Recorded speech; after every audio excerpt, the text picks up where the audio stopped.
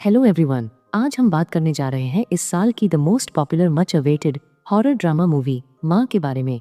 Directed by विशाल फूरिया। इन्होंने mythological plus horror का combination बनाने की कोशिश की है। उन्होंने माहौल, सेटिंग और धार्मिक प्रतीकों का अच्छा इस्तेमाल किया है। इस मूवी की विजुअल्स और वीएफएक्स की अगर बात करें तो हवेली, अंधेरे दृश्य और देवी कथा से जुड़े विजुअल्स देखने में भव्य लगते हैं। संगीत और बैकग्राउंड स्कोर की अगर बात करें तो बैकग्राउंड स्कोर ने डरावना माहौल बनाने में मदद की है। कुछ जगह म्यूजिक इम्प्रेसिव है, खासकर देवी से जुड़े दृश्यों में। फिल्म की कहानी एक गांव की हवेली और उस पर लगे शाप से शुरू होती है। इस मूवी में काजोल एक माँ का कैरेक्टर निभाती है जो अपने बच्चे को बचाने के लिए अलौकिक ताकतों से लड़ती है। कहानी में कानी और रक्त बीज की पौराणिक कथा को जोड़ा गया है। सबसे बड़ी ताकत है काजोल का शानदार परफॉर्मेंस, उनका गुस्सा, दर्द और देवी जैसी शक्ति जो स्क्रीन पर दमदार लगती है। अगर आप भी काजोल के एक्टिंग के फैन हैं तो जल्दी से मेरे चैनल को सब्सक्राइब कीजिए और लाइक कमेंट करके अपना प्यार एंड सपोर्ट मेरे इस चैनल को जरूर दीजिए। तो बिना किसी देरी के चलिए चलते हैं मूवी की स्टोरी लाइन की तरफ। मूवी की शुरुआत में हमें पश्चिम बंगाल के एक छोटी सी गांव चंद्रपुर ले जाया जाता है, जहां एक बड़ी हवेली में लोग दुर्गा पूजा के उत्सव को मनाने के लिए इकट्ठा हुए थे। लेकिन वहाँ का माहौल सामान्य नहीं था। एक अजीब सी खामोश नाराजगी महसूस की जा सकती थी, क्योंकि इस बार पूजा का नेतृत्व एक महिला पुरोहित को सौंपा गया था, जिससे बहुत से लोग असहमत थे। गांव के सरपंच के बेटे को यह लगता था कि पूजा करवाने का अधिकार उसका है, और उसके दोस्त भी उसकी इस सोच को न केवल सही ठहरा रहे थे बल्कि उसे और भड़का भी रहे थे। वह हवेली एक अमीर खानदान की थी जिसे लोग वहाँ का शाही परिवार मानते थे, और यह परिवार पीढ़ियों से उसी गांव में रह रहा था। पूजा के दौरान ही हवेली के मालिक की पत्नी को प्रसव पीड़ा हुई और कुछ समय बाद एक नौकरानी भागती हुई आई और सबको बताया कि उसने जुड़वा बच्चों को, यानी कि एक लड़का और एक लड़की को जन्म दिया है। जैसे ही यह कहा गया कि बच्ची पैदा हुई है, उस आदमी का चेहरा बदल गया। वहाँ खड़े सभी लोगों को समझ आ गया कि अब क्या होने वाला है। माँ फूट फूट कर रोने लगी, क्योंकि उसे भी पता था कि उसकी बेटी उससे छीन ली जाएगी। नवजात बच्ची को हवेली के पास वाले जंगल में ले जाया गया। वहाँ उस महिला पुरोहित ने उस बच्ची को एक पत्थर की चट्टान पर रखा और एक भारी सा खंजर उठाया उसकी हत्या करने के इरादे से। यह क्रूर कर्म, जिसे रोका जाना चाहिए था, उसकी निंदा होनी चाहिए थी। उल्टा उसे ऐसे स्वीकार किया गया जैसे वह कोई पवित्र परंपरा हो। लड़के का नाम शुभंकर रखा गया और सबको उम्मीद थी कि वह अपने खानदान की परंपराओं को निभाएगा, लेकिन वह अपने पिता से बिल्कुल अलग निकला। गांव का माहौल उसे घुटन भरा लगता था। ये सारी कहानी आज से 40 साल पहले पास्ट की थी, और इसीलिए अगले सीन में हमें सीधा कोलकाता शहर दिखाया जाता है। 40 साल बीत जाने के बाद हम उस लड़के को देखते हैं जिसके पैदा होने पर ही उसकी छोटी बहन की बलि दे दी गई थी, और वो छोटा लड़का अब 40 साल का आदमी बन चुका होता है और कसम खा ली कि वह कभी चंद्रपुर नहीं लौटेगा। 40 साल बाद शुभंकर और उसकी पत्नी अंबिका की एक बेटी हुई जिसका नाम उन्होंने श्वेता रखा। लेकिन शुभंकर जानता था कि अगर उसके पिता या गांव का कोई भी श्वेता के बारे में जान गया तो वे उसे भी उसी परंपरा के नाम पर मार डालेंगे। इसलिए शुभंकर ने झूठ बोल दिया कि अंबिका ने एक बेटे को जन्म दिया है। सालों तक उसने यह रहस्य छिपाकर रखा और किसी को भनक तक नहीं लगने दी। श्वेता अक्सर अपने पिता से जिद करती कि वह उसे गांव क्यों नहीं ले जाते, लेकिन वह कभी कोई सीधा जवाब नहीं देता। शुभंकर की काफी अच्छी लाइफ होती है और वह अपनी वाइफ और अपनी बेटी के साथ बहुत खुश होता है। एक दिन अचानक से उसे अपने गांव से विकास नाम के एक आदमी का फोन आता है, और यह विकास नाम का आदमी असल में उसके चंद्रपुर गांव की हवेली का नौकर होता है। और वो विकास शुभंकर को फोन करके उससे कहता है कि आज रात को उसके पिता का निधन हो गया है। अब यह खबर सुनकर शुभंकर को काफी धक्का लगता है, और इसी ने वो यह डिसाइड करता है कि अब वो जल्दी से अपने गाँव जाएगा। अब इसके लिए शुभंकर अपनी वाइफ अंबिका से मिलता है और वो उससे कहता है कि उसके पिता की डेथ हो गई है, इसलिए वो अपने गांव जा रहा है। लेकिन वो गांव अकेला ही जाएगा, और इसीलिए उसकी वाइफ और उसकी बेटी यहीं पर रुकेंगे। और यहाँ पर हम यह भी देखते हैं कि शुभंकर अपनी बेटी को बिना बताए गांव जाता है। शुभंकर ने सोचा कि अगर उसकी बेटी को यह पता लगा कि वो गांव जा रहा है तो वह उसके साथ जाने की जिद करेगी, और इसलिए शुभंकर चुपके से अपनी वाइफ को बोलकर सीधा अपने गाँव जाता है। गांव आकर शुभंकर सबसे पहले अपने पिता का अंतिम संस्कार करता है, और वहीं उसकी मुलाकात जॉयदेव से होती है। जॉयदेव जो पहले सरपंच का बेटा था और अब वो खुद सरपंच बन चुका था। दरअसल जयदेव रिश्ते में शुभांकर के बड़े भाई जैसा था, क्योंकि शुभांकर के पिता यानी कि सरपंच ने ही उसे बचपन से पाला था। पिता के जाने के बाद उसका इस घर में रहने का मन नहीं करता है, इसलिए वह हवेली को बेचना चाहता है। वैसे भी इस घर से जो कहानियां जुड़ी हुई हैं, उसे सोचकर तो शुभांकर को भी डर लग रहा था, और इसीलिए शुभांकर भी यह चाहता है कि इस घर को वह जल्दी से बेच दे। और इसीलिए यहाँ पर शुभांकर जयदेव से कोई अच्छा खरीदार ढूंढने को कहता है और उसका घर जल्दी से बिकवा देने कहता है। शुभांकर गांव में रात रुकना नहीं चाहता था, इसलिए वह उसी रात कोलकाता लौटने का फैसला करता है। लेकिन रास्ते में हम यह देखते हैं कि उसके घर के पास का वो बड़ा सा पेड़, जिसके नीचे उसकी जुड़वा बहन की कभी बलि दी गई थी, शुभांकर कुछ समझ पाता उससे पहले ही वो पेड़ की शाखाएं अचानक उसकी कार के चारों ओर लिपट जाती है और उसे इस तरह जकड़ लेती है कि वह सांस भी नहीं ले पाता। वही शाखाएं, वही जंगल और उसी भयावह परंपरा की सजा जो कभी एक बच्ची को मारने से शुरू हुई थी, अब एक बेटे को निगल चुकी थी। उस समय यह स्पष्ट नहीं था कि यह सब कैसे हुआ, लेकिन इतना जरूर साफ हो गया था कि कुछ दुष्ट शक्तियां नहीं चाहती थीं कि शुभांकर गांव छोड़कर जाए। लेकिन अंबिका तब टूट गई जब उसे अपने पति की मृत्यु की खबर मिली। अंबिका और उनकी बेटी श्वेता दोनों शुभांकर के लिए बहुत ज्यादा रोते हैं। दोनों को बहुत बुरा लगता है। लेकिन अब इस सदमे को 3 महीने बीत जाते हैं और हम ये देखते हैं कि अंबिका और श्वेता की लाइफ धीरे धीरे करके अब नॉर्मल होना स्टार्ट हो चुकी है। लेकिन अब इस 3 महीने बाद अंबिका को एक दिन जयदेव का फोन आता है और जयदेव अंबिका को यह बताता है कि शुभांकर ने अपने मरने से पहले उससे एक बात कही थी। शुभांकर ने उसे कहा था कि वो अपने घर को बेचना चाहता है और उसके लिए वो डीलर ढूंढ रहा था। लेकिन अब उसे एक डीलर मिल चुका है जो इस घर को खरीदना चाहता है, और इसीलिए वो यह चाहता है कि अंबिका अपने गांव आ जाए और अपने सामने इस डील को कर दे।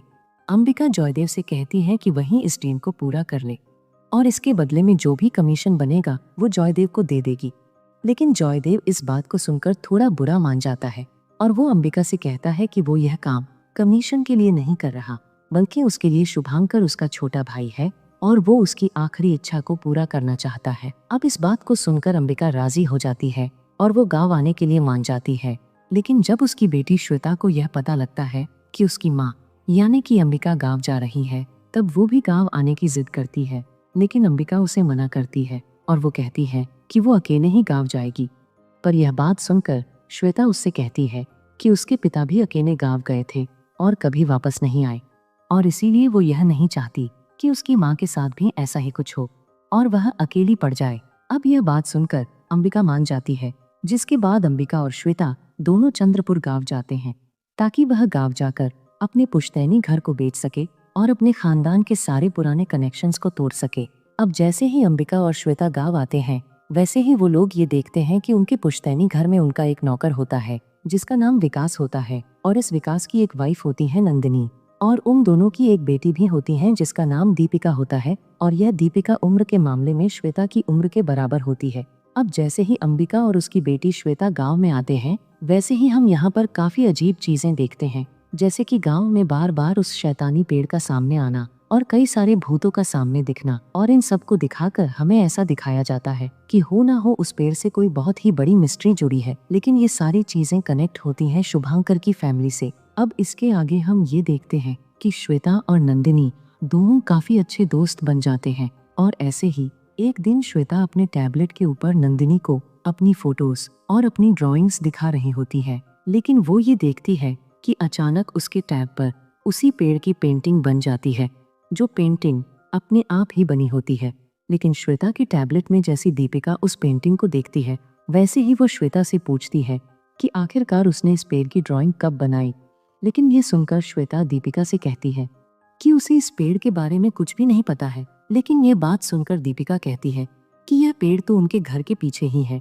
ये बात सुनकर श्वेता उस पेड़ को देखने की डिमांड करती है, जो सुनकर पहले तो दीपिका मना करती है और वो श्वेता से कहती है कि वो पेड़ शैतानी पेड़ है। लेकिन जब श्वेता नहीं मानती, तब नंदिनी उसे वहाँ पर लेकर जाती है और उसे वो पेड़ दिखा देती है। हालांकि उसी टाइम पर अंबिका वहाँ पर आ जाती है और वो उन दोनों को पेड़ के पास जाने से रोक देती है। अब इसी बीच जयदेव उस डीलर को भी लेकर आता है जिसे हवेली खरीदनी होती है। लेकिन यहाँ पर आकर वो डीलर बहुत ही कम दाम लगाता है, जो बात सुनकर जयदेव अंबिका के सामने उस डीलर को मना कर देता है और उसे वापस भेज देता है। और फिर जयदेव अंबिका से कहता है कि वो कुछ दिन तक और आराम से गांव में रहे और इस बीच वो अच्छे डीलर को जरूर ढूंढ लेगा। अब यहाँ पर सब कुछ काफी नॉर्मल चल रहा होता है, लेकिन इसी बीच अंबिका ये नोटिस करती है कि विकास और नंदिनी की बेटी यानी कि दीपिका उसके पीरियड्स स्टार्ट हो गए हैं। लेकिन यहाँ पर हम यह देखते हैं कि जैसे ही अंबिका इस बारे में दीपिका की मां नंदिनी को बताती है, वैसे ही नंदिनी इस बात को सुनकर बहुत ज्यादा डर जाती है और वह अपनी बेटी दीपिका को एक कमरे में बंद कर देती है और वहाँ पर बैठकर काली माता का नाम जपने लगती है। और साथ ही वह दीपिका से यह भी कहती है कि जब तक वो उसे कमरे से बाहर नहीं निकालेगी तब तक वह कमरे से बाहर नहीं जाएगी। अब यहाँ पर नंदिनी यह सब क्यों कर रही होती है, यह देखकर हमें भी अजीब लगता है। लेकिन जैसे ही रात होती है वैसे ही हम यह देखते हैं कि उस पेड़ का शैतान सीधा दीपिका के कमरे में घुसता है और अपनी टहनियों को लंबा करके दीपिका को पकड़ के अपने पास ले आता है। अगले दिन जब सबको यह पता लगता है कि दीपिका गायब हो चुकी है, तब सारे लोग काफी हैरान हो जाते हैं और इसीलिए अंबिका जल्दी से पुलिस को फोन करती है। लेकिन यहाँ पर हम ये देखते हैं कि दीपिका की माँ नंदिनी, जो कि विकास की वाइफ होती है, वो इन सारी चीजों का ब्लेम अंबिका और उसकी बेटी श्वेता पर डालती है। लेकिन अंबिका इस बात पर ध्यान नहीं देती और वह पुलिस को बुलाती है, जिसके बाद वो पुलिस इंस्पेक्टर को सारी बात बताती है। अब गाँव का यह पुलिस ऑफिसर अपनी तहकीकात स्टार्ट करता है, लेकिन उसे दीपिका कहीं नहीं मिलती है। लेकिन अपनी इन्वेस्टिगेशन के अंदर वो गांव वालों से यह पता करता है कि गायब होने वाली लड़कियों में दीपिका अकेली नहीं है, क्योंकि दीपिका से पहले भी ऐसी कई सारी गांव की लड़कियां जो कि बारी बारी करके उस पेड़ वाले शैतान के हाथों गायब हो चुकी हैं। और यह बात सुनकर पुलिस ऑफिसर और अंबिका दोनों को काफी धक्का लगता है और वो लोग ये पूछते हैं कि अगर ऐसी बात है तो उन्होंने इस बारे में पहले क्यों नहीं बताया और आज से पहले किसी भी लड़की की मिसिंग की रिपोर्ट क्यों नहीं लिखवाई गई है। लेकिन इस बात को सुनकर गांव वाले और गांव का सरपंच यानी जयदेव सभी इंस्पेक्टर को यह बताते हैं कि उन्होंने आज से पहले किसी भी लड़की की मिसिंग रिपोर्ट इसलिए नहीं लिखवाई है क्योंकि जब भी लड़कियां गायब होती हैं तब वह 2 से 3 दिन के अंदर घर वापस आ जाती है, वो भी बिल्कुल सही सलामत। अब यह बात सुनकर अंबिका इस बारे में डिटेल से पूछती है, जो बात सुनकर जयदेव सारी बातें डिटेल में बताता है। वो बताता है कि यह सारी चीजें आज से 3 महीने पहले स्टार्ट हुई थीं और वो भी उस दिन के बाद से जिस दिन अंबिका के पति शुभंकर की मौत हुई थी, क्योंकि उसके बाद से उस पेड़ वाले शैतान ने बारी बारी करके गांव की लड़कियों को अगवा करना स्टार्ट कर दिया और वह भी स्पेशली उस टाइम पर जिस टाइम पर लड़कियों के फर्स्ट पीरियड आते थे। और इस बात को सुनते ही हम लोग भी यह समझ जाते हैं कि क्यों दीपिका के फर्स्ट पीरियड्स आने पर उसकी माँ नंदिनी इतना ज्यादा डर गई थी, क्योंकि नंदिनी को भी यह डर था कि पीरियड का शैतान अब उसकी बेटी को भी उठा कर ले जाएगा। उसके बाद आगे पुलिस वाले गांव से वापस चले जाते हैं और पुलिस ऑफिसर कहता है कि वो इन्वेस्टिगेशन को आगे बाद में स्टार्ट करेगा, और ऐसा इसलिए क्योंकि इस टाइम पर उन्हें दीपिका का कोई भी क्लू नहीं मिला है। अब इसके बाद ही सारे गांव वाले भी अपने घर चले जाते हैं, साथ ही अंबिका भी अपने घर आ जाती है और अपनी बेटी से मिलती है। लेकिन अंबिका के घर आने के बाद उसकी बेटी श्वेता उससे यह पूछती है कि माँ, आखिरकार यह सब चल क्या रहा है, और मैं जानती हूँ कि आप और पापा इस बारे में सब कुछ जानते हैं, क्योंकि बचपन से ही जब भी मैंने चंद्रपुर गांव आने की बात की तब आपने और पापा ने हमेशा ही यहाँ पर आने की बात को टाल दिया और मुझे कभी भी यहाँ पर लेकर नहीं आए। इसके साथ ही मैं यह भी जानती हूँ कि आप और पापा जो सारी चीजें चल रही हैं उसके बारे में पहले से ही जानते थे, इसीलिए मैं यह चाहती हूँ कि आप इन सब के बारे में मुझे भी बताइए, क्योंकि मैं इन सारी चीजों के बारे में जानना चाहती हूँ। और उसी समय अंबिका श्वेता को यह सारी बातें बताने का निश्चय करती है। वह श्वेता को कहती है कि उसके पिता उसे कभी अपने गांव क्यों नहीं ले गए। यही अंबिका अपनी बेटी श्वेता को चंद्रपुर गांव की मिस्ट्री बताना स्टार्ट करती है। वो श्वेता को बताती है कि चंद्रपुर गांव की मिस्ट्री आज से लाखों साल पुरानी है। अब यहाँ पर फिल्म में एक पौराणिक संदर्भ दिया गया है जिसमें बताया गया है कि बहुत समय पहले चंद्रपुर गांव में अमशजा नाम का एक राक्षस आतंक मचाता था। ये राक्षस रक्तबीज का वंशज था। ये वही राक्षस था जिसने देवताओं को अपना लोक छोड़ने पर मजबूर कर दिया था ताकि वह पूरे ब्रह्मांड पर अधिकार जमा सके।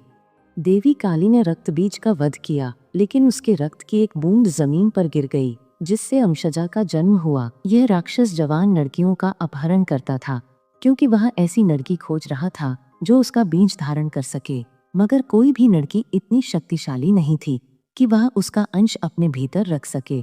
उसी समय एक पवित्र पुरुष था जो देवी काली का बड़ा भक्त था। उसने काली माता से प्रार्थना की कि उसे अमशजा को हराने की शक्ति दे। देवी काली ने उसकी प्रार्थना स्वीकार कर ली, शायद यह जानते हुए कि वह उस भक्त का सामना नहीं कर सकता। अमशजा छुप गया। सालों बाद उस पुरुष के परिवार में एक कन्या का जन्म हुआ। जब वह बड़ी हुई तो यह पता चला कि वह अमशजा का बीज अपने भीतर धारण किए हुए है। उस पवित्र पुरुष के सामने दो विकल्प थे, या तो बच्ची को जीवित रहने दे और दुनिया में बुराई फैलने का खतरा मोल ले, या फिर अपनी पुत्री का बलिदान देकर अपने लोगों को बचाए। उसने दूसरा विकल्प चुना। उस बेटी के पैदा होते ही उसकी बलि दे दी और उसे जान से मार दिया, क्योंकि अगर ऐसा नहीं किया गया जाता तो उसके परिवार से जो भी बेटी पैदा होती, अमशजा उसके अंदर अपना सीड डाल देता और उसके जरिए अपने वंश को पैदा करता। और यही एक रीजन था, तब से इस घराने में यह परंपरा बन गई कि जब भी कन्या का जन्म हो उसे अमशजा के उपयोग से पहले ही बलिदान कर दिया जाए। जिस वजह से श्वेता के पिता शुभांकर की बहन जो थी उसके पैदा होते ही उसकी भी बलि दे दी। और वो सारी चीजें क्यों की गई थी वो हमें यहाँ पर समझ आती है। शुभांकर उसी पवित्र पुरुष का वंशज था। इसी कारण जब श्वेता का जन्म हुआ तो शुभांकर ने किसी को उसके बारे में पता चलने नहीं दिया। लेकिन अब यह सारी बातें सुनकर श्वेता अंबिका से कहती है, माँ, अगर ऐसी बात है तो फिर मैं भी तो इसी परिवार की बेटी हूँ, तो फिर आखिरकार आपने और पापा ने मुझे जिंदा क्यों रखा? मेरे पैदा होते ही मेरी बलि क्यों नहीं दी गई?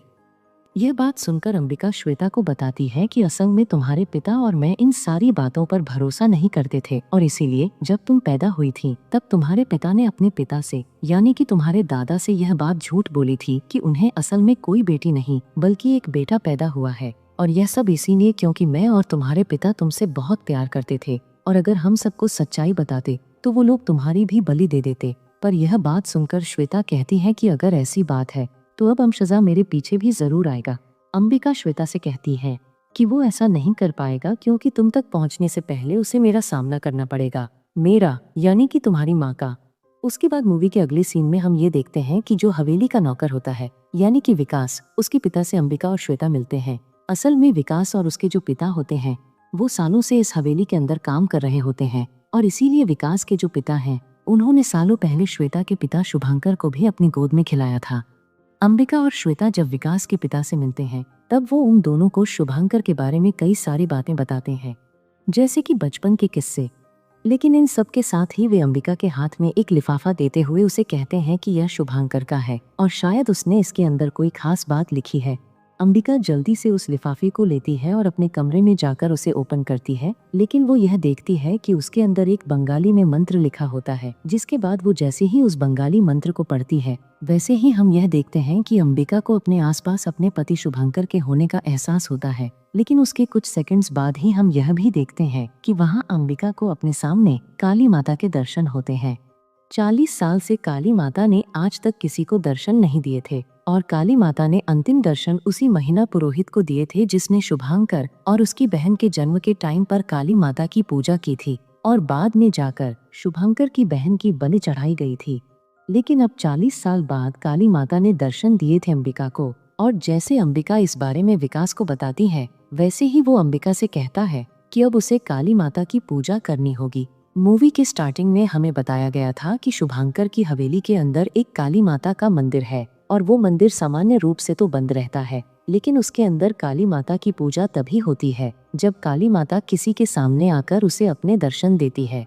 अब 40 साल बाद काली माता ने अंबिका को दर्शन दिए थे, क्योंकि यही उनका इशारा था, जिसके बाद सारे गांव वालों को बुलाकर जल्दी अंबिका के हाथों माता काली की पूजा की जाएगी। इसके कुछ टाइम बाद ही हम देखते हैं कि दीपिका अपने आप ही घर वापस आ जाती है, जिसे देखकर विकास, नंदिनी, अंबिका, श्वेता और बाकी सब लोग बहुत खुश होते हैं। लेकिन इस टाइम पर अंबिका रुकती नहीं है और वो पुलिस ऑफिसर के साथ मिलकर पूरे गांव की बच्चियों से पूछताछ करते हैं, लेकिन पूछताछ के अंदर उन्हें कोई ठोस सबूत नहीं मिले थे। इन सब के बाद जैसे ही अंबिका अपने घर आती है वैसे ही उसे पता लगता है कि उसकी बेटी श्वेता के भी पीरियड्स स्टार्ट हो चुके हैं। लेकिन अब रात हो गई थी, इसलिए वो श्वेता को नॉर्मली सुला देती है। लेकिन इसके बाद ही हमें यह पता लगता है कि गांव की जितनी भी लड़कियों को अमशजा ने किडनैप किया था उन सभी को उसने अपने कंट्रोल में कर लिया था, और इसीलिए रात के टाइम पर हम यह देखते हैं कि वो उन सारी लड़कियों का इस्तेमाल करता है, और उनमें से सबसे पहले दीपिका को श्वेता के रूम में भेजता है और उसके जरिए श्वेता को बाहर निकलवा लेता है। इसके बाद बारी बारी करके वहाँ पर सारी लड़कियाँ आती हैं और वह सब जबरदस्ती श्वेता को खींच कर ले जाने लगती है। लेकिन अंबिका जैसे इस बात को नोटिस करती है कि श्वेता अपने बेड पर नहीं है, वैसे ही वह उसे ढूंढते हुए सीधा बाहर आती है और वो यह देख लेती है कि सारी लड़कियां श्वेता को खींचकर अंशजा के पास ले जा रही हैं। लेकिन उसके बाद ही अंबिका जल्दी से श्वेता के पास जाती है और वह उन सबके हाथों से श्वेता को छुड़ाकर उसे अपने पास ले आती है।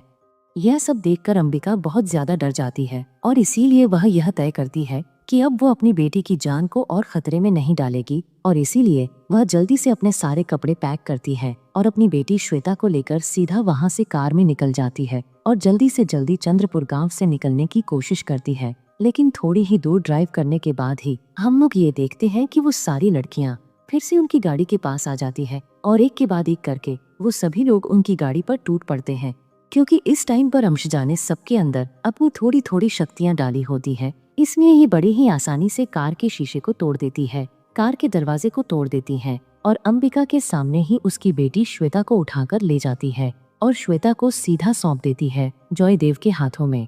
अब अंबिका जैसे ही अपने सामने जॉयदेव को देखती है वैसे ही उसे कुछ भी समझ नहीं आता है, लेकिन जॉयदेव को देखकर हम यह जरूर समझ जाते हैं कि हो ना हो जॉयदेव का भी अंशजा से बहुत ही बड़ा कनेक्शन है। लेकिन इसके बाद ही जॉयदेव श्वेता को लेकर सीधा जंगल में चला जाता है और यहाँ पर अंबिका हमले के अंदर बहुत ज्यादा जख्मी हो गई थी, इसीलिए वो सीधा बेहोश हो जाती है। लेकिन बेहोशी के बाद जब अंबिका की आंखें खुलती हैं, तब वो अपने आप को एक अनजान से घर में पाती है और अब उसके सामने उसी महिला पुरोहित को हम देखते हैं जिसने शुभांकर और उसकी बहन के जन्म के टाइम पर काली माता की पूजा की थी और शुभांकर की बहन की बलि दी थी। लेकिन अब इस बूढ़े महिला को देखकर अंबिका को ऐसा लगता है कि शायद से यह भी जॉयदेव के साथ मिली हुई है, लेकिन वो बूढ़ी महिला अंबिका को यह बताती है कि वो जॉयदेव के साथ नहीं है।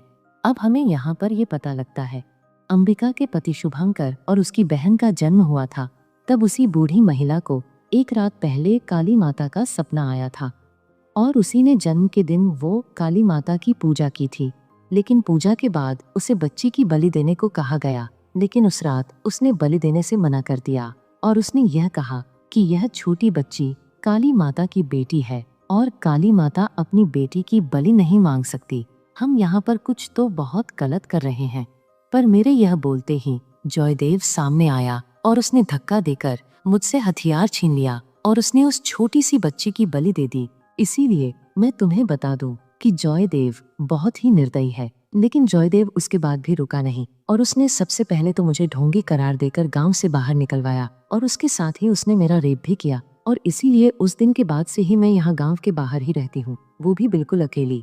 असल में बच्ची की बलि देके जॉयदेव चंद्रपुर गांव के सामने उनका हीरो बन गया, साथ ही गांव वालों का भरोसा जीत के वह सरपंच भी बन गया।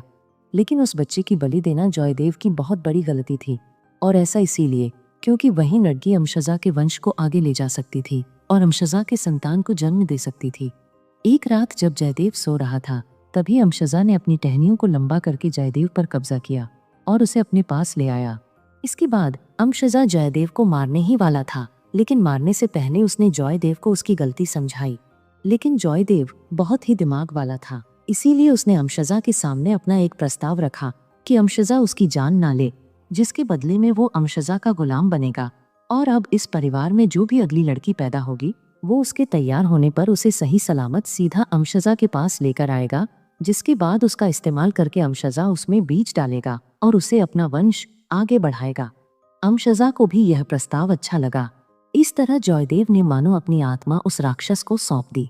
समय के साथ शायद जॉयदेव पूरी तरह अंशजा के साथ एक हो गया और उसने जॉयदेव के शरीर का इस्तेमाल करके गांव में साधारण आदमी का अभिनय करता रहा, ताकि वह शुभांकर के वंश की उस संतान को खोज सके जो उसका बीज धारण कर सके। इसके बाद अंशजा अंबिका की बेटी को उठाकर ले जाता है। अगर अब की बार वह श्वेता में बीज डाल देता है तो फिर वो अपने मकसद में कामयाब हो जाएगा। लेकिन आगे वो महिला पुरोहित अंबिका से कहती है कि अब जॉयदेव को यानी कि अंशजा को रोकने का सिर्फ एक ही तरीका है और वो है माता काली की पूजा करना, क्योंकि उसे भी सपने में काली माता ने दर्शन दिए थे। इसीलिए अंबिका मां काली की पूजा करना शुरू करती है। पूजा में अंबिका का साथ देने सारे गांव वाले आ जाते हैं और वह सब पूजा में शामिल हो जाते हैं।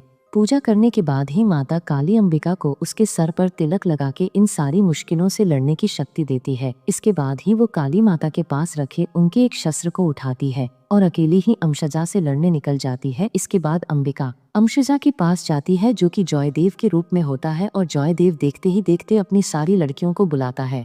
जिन सारी लड़कियों को अमशजा यानी कि जॉयदेव के रूप में नियंत्रण में कर रखा था, उनकी शक्तियों को और ज्यादा बढ़ा के सबको अंबिका पर छोड़ देता है। जिसके बाद वो सारी लड़कियां मिलकर अंबिका पर हमला कर देती हैं और उसी समय जॉयदेव यानी कि अमशजा अपने असली रूप में आता है और वो अंबिका की बेटी श्वेता के शरीर में अपना बीज डालना शुरू कर देता है।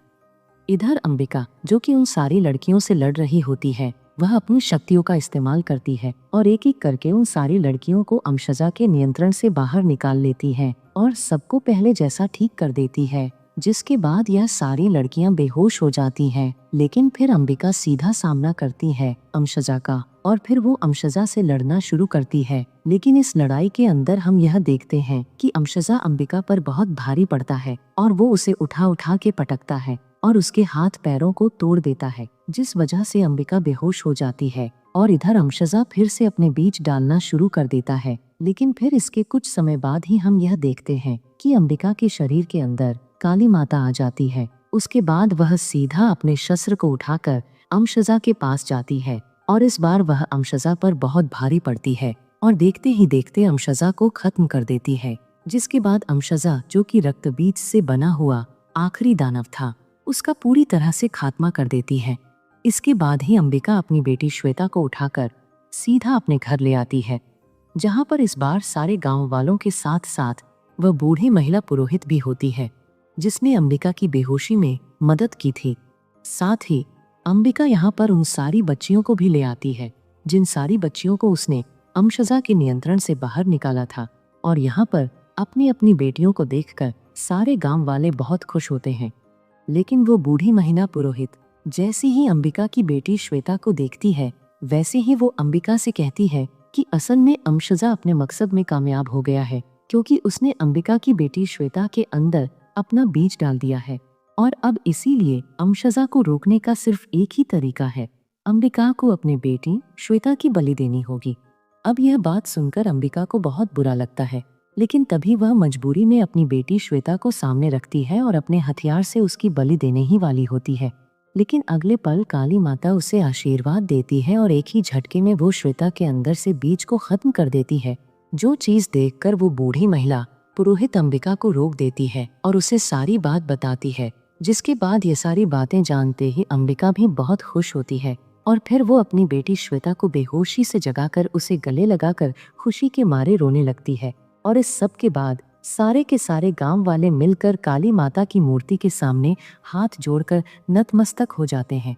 जिसके साथ यह पूरी मूवी यहीं पर समाप्त हो जाती है। लेकिन मिड क्रेडिट सीन में हमें ये पता चलता है कि बुराई इतनी आसानी से खत्म नहीं होती। एक सूखी भूमि पर एक आदमी चलता दिखाया जाता है, वह शायद वर्णराज कश्यप था, जिसे हमने 2024 की फिल्म शैतान में देखा था। वह उस जमीन से मिट्टी उठाता है जहाँ कभी अमशजा का जंगल था और ऐसा लगता है मानो नकारात्मक ऊर्जा उसके अंदर समा गई हो।